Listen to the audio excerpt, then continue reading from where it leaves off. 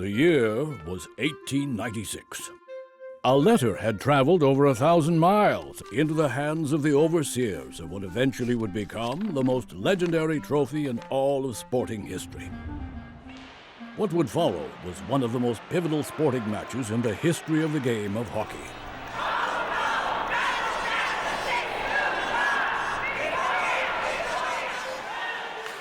The trophy was the Dominion Cup of Canada, and the letter had come from a little hockey town far to the west. It's a challenge from Winnipeg. Winnipeg?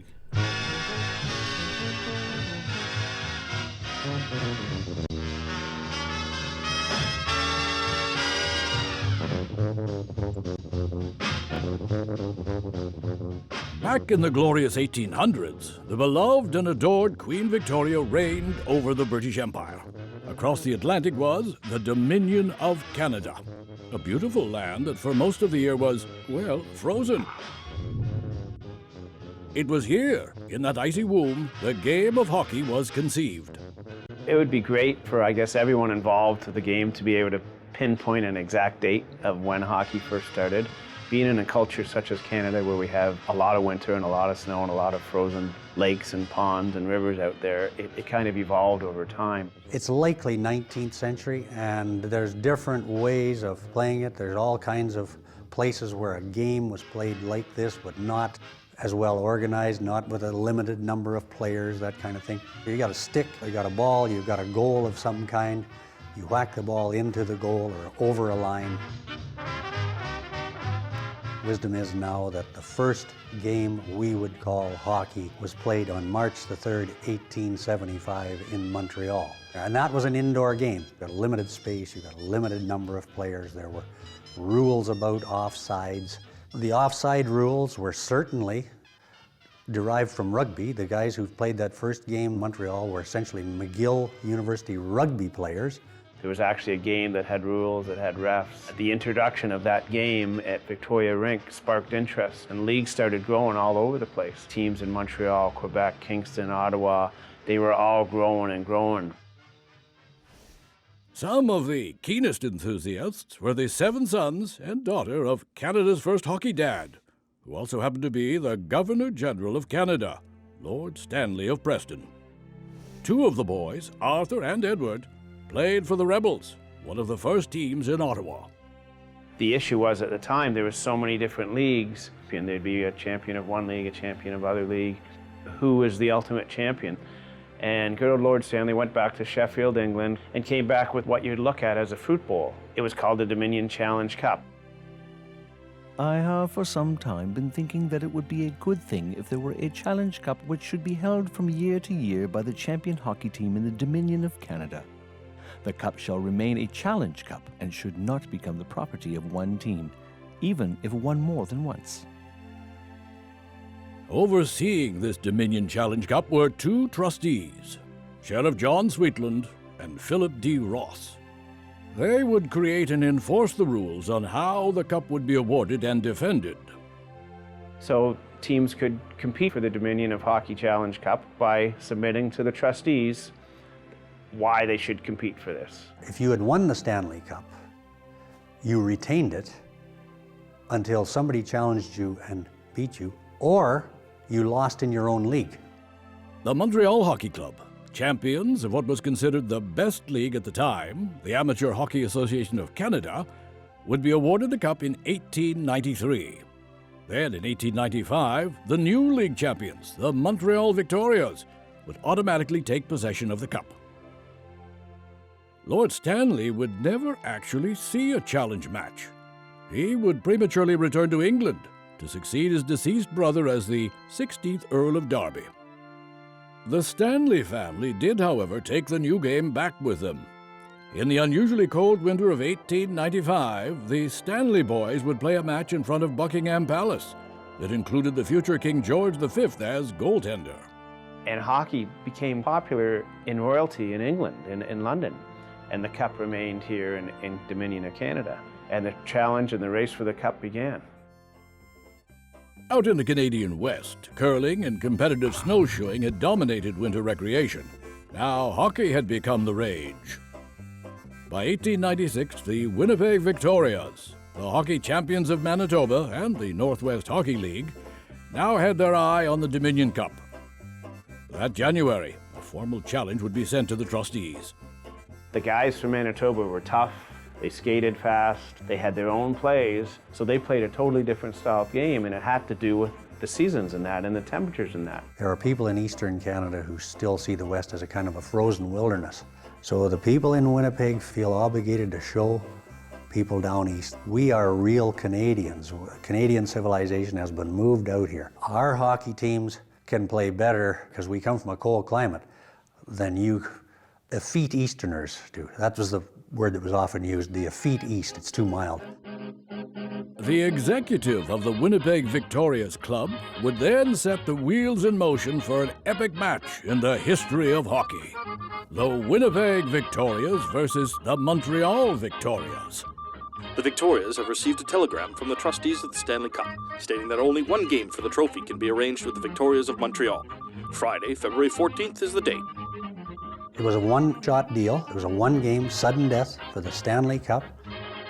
Heading to Montreal for the Winnipeg Vics were Captain Jack Armitage, who also acted as the team coach, Donald Bain, Colin Campbell, Atty Howard, Fred Higginbottom, Rod Flett, goaltender George Whitey Merritt, with spare Bob Benson.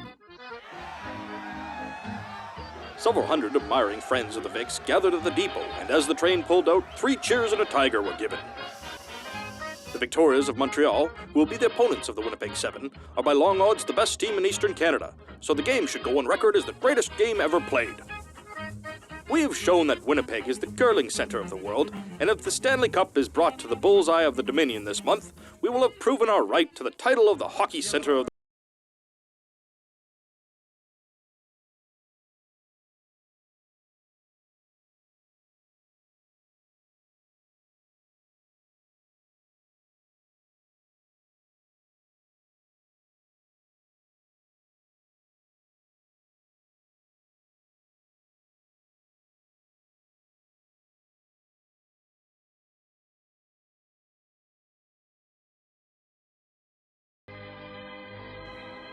The Victorias put in an appearance on the ice at 10 minutes to 9, and 5 minutes later were followed by the Victorias of Winnipeg in their bright scarlet jerseys.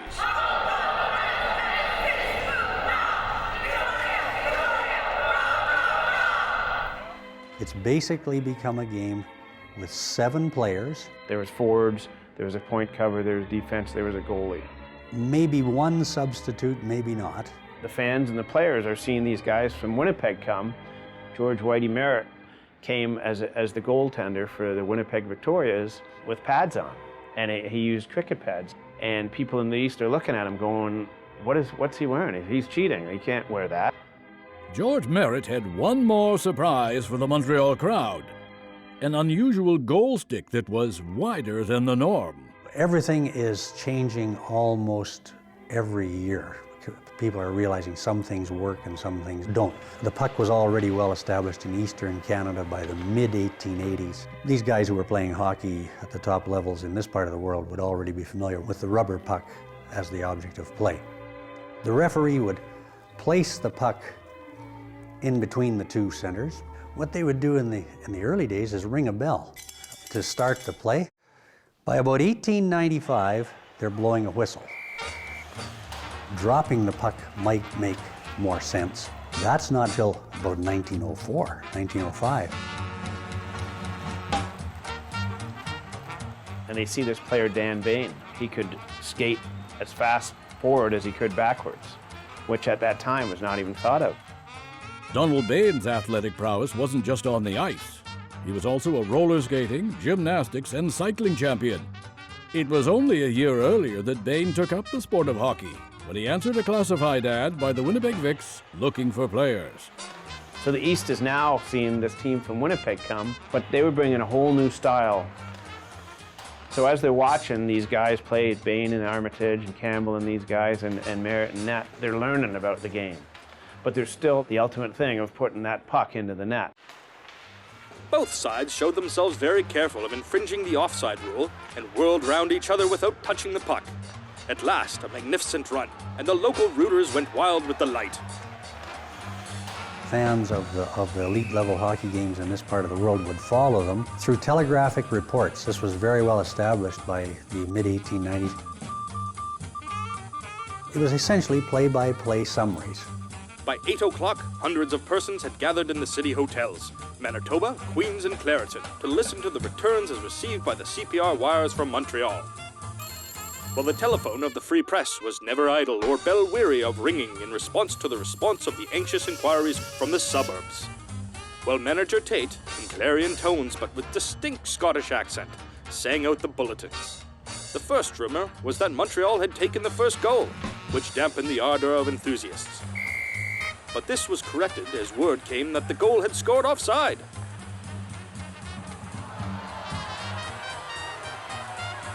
There are offside rules in effect, which mean that you can never be ahead of the puck. There's no forward passing.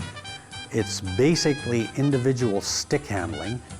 Guys will run down the side of the ice, what they call make a run, make a rush down the side of the ice. You'd have a kind of a crossing pass, and then everybody would scramble for it in front of the net and try to knock it into the goal. The game had now developed into a magnificently fast one. Mr. Martin did not see everything, but it was chiefly on account of the game being too fast. Regarding the complaints of the Montreal papers that Flett and Higginbottom tripped repeatedly, Mr. Merritt says they are entirely unfounded. The home players would run into Flett and in the rebound, usual in such cases, would fall. The experience was a new one for them, and their only explanation of it was they were tripped. Fans were now onto the ref and were against Winnipeg because they think their team should have been up 1-0. They had a guy in the team named Mike Grant, who they thought was the best skater going. At last, the end had come. The rubber was dropped in front of Grant. He delayed too long. Bain got the puck, and a second later, Armitage had scored. And all of a sudden, it's 1-0 for the other team.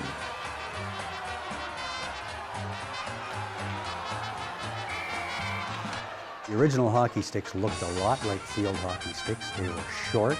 They weren't very good shooting instruments.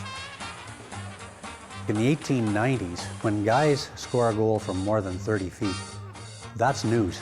Most of the goals in the early days were scored from very close to the front of the net. So that's why the action tended to be pretty scrambly. Every man on the pig forward line was working like a Trojan. Armitage made one of his old-time rushes up the side, evading the Montreal defenseman. Campbell managed to entice the disc past the Montreal goalkeeper, and there was a jubilation again in the ranks of the Winnipeg contingent.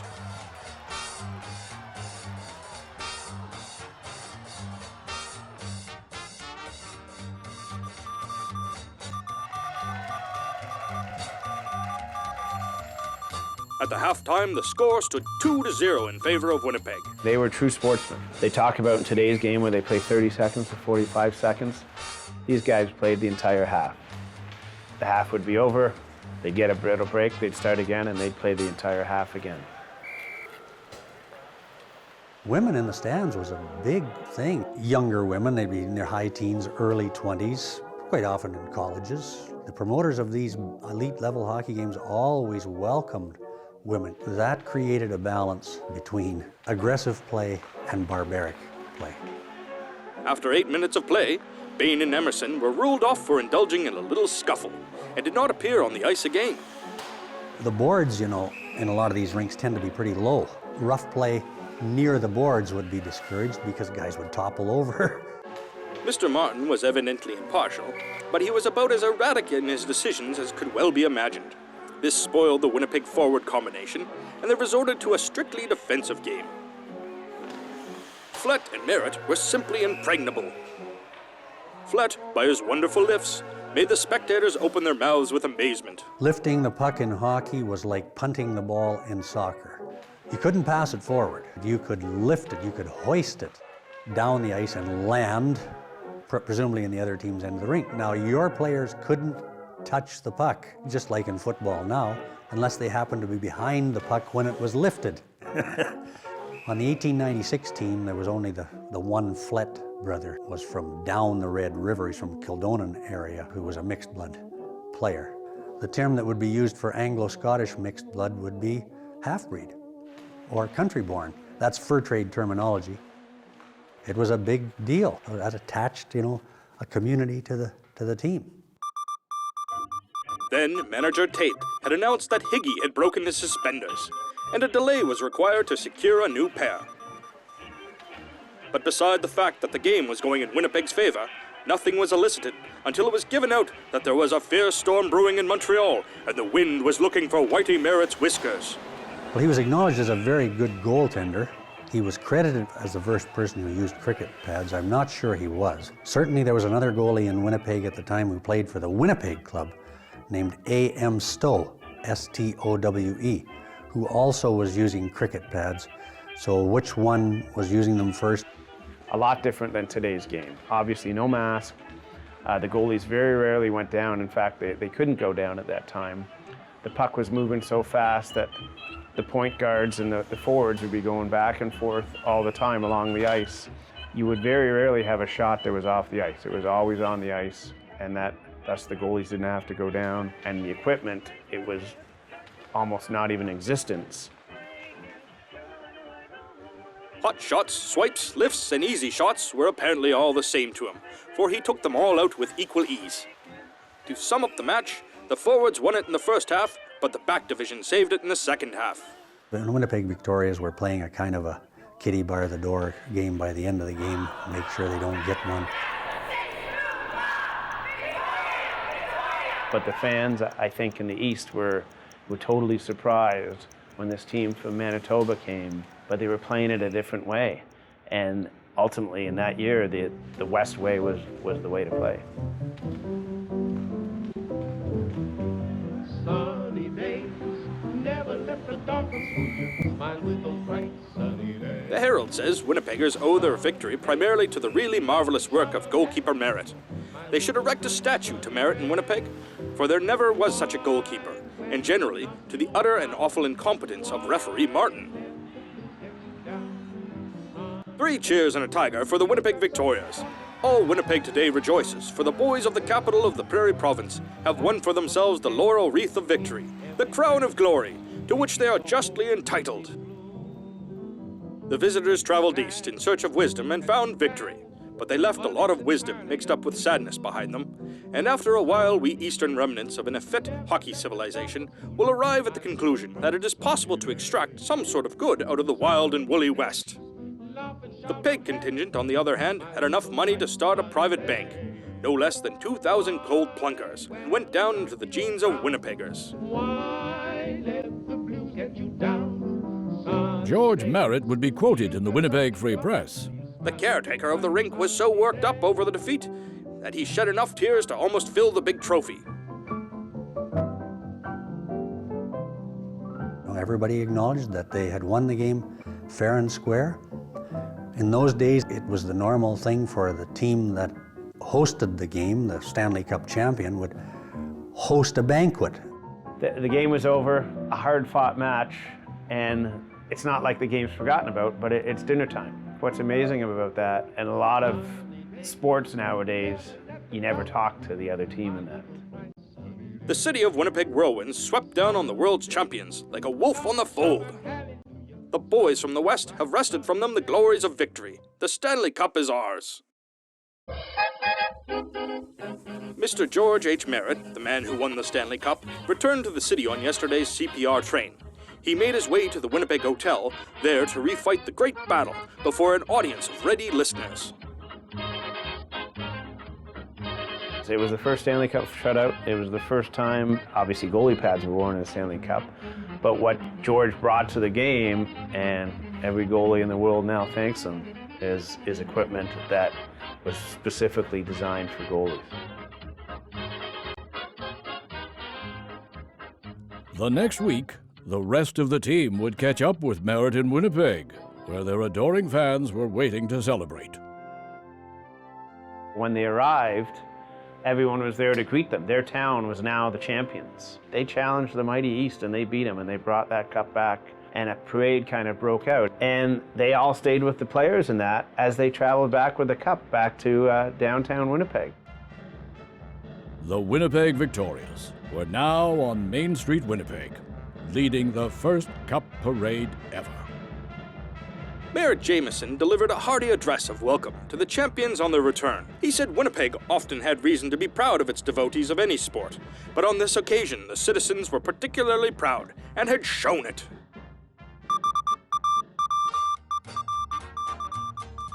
Word of the Vic's success quickly spread to every amateur hockey team in Canada as telegrams and letters of congratulations flooded the Winnipeg clubhouse from across the Dominion.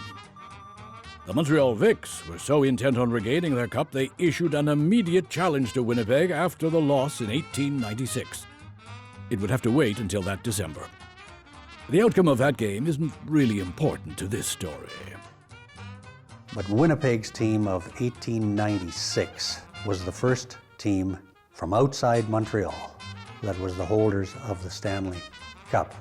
It becomes a national championship, much bigger than it ever had been before. The trustees might have been ahead of their time. They knew that hockey could not only be in Ontario. From this point on, teams across the country were interested in challenging for the Stanley Cup, and many of them did. The Winnipeg Vics would challenge again. In 1899, in great controversy, the Vics walked away in the middle of a challenge match against the Montreal Shamrocks. In 1901, they challenged the Shamrocks again and won the cup, then successfully defended it in 1902. As the Governor General of Canada, obviously his role was a lot more than being just a hockey dad. But what I guess all hockey fans and all hockey players owed to him is a lifetime of thank you. Canadians began to realize that this game was a lot more than just a regional sport. For the next 100 years, the game of hockey would continue to grow and change much like the cup itself. Lord Stanley's original bowl would be retired to the Hockey Hall of Fame in 1970. A newer and sturdier version would take its place.